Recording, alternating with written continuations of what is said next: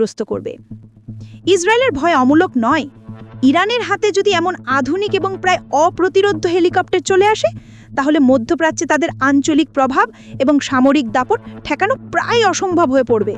এটি ইসরায়েলের বিমান বাহিনীর একচ্ছত্র আধিপত্যকে সরাসরি চ্যালেঞ্জ করবে।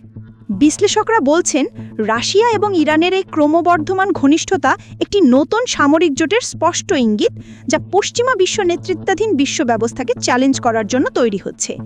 ইরান ইতিমধ্যেই তাদের ড্রোন প্রোগ্রামে অভাবনীয় সফলতা দেখিয়েছে এবং তাদের ক্ষেপণাস্ত্র প্রযুক্তিও অত্যন্ত উন্নত।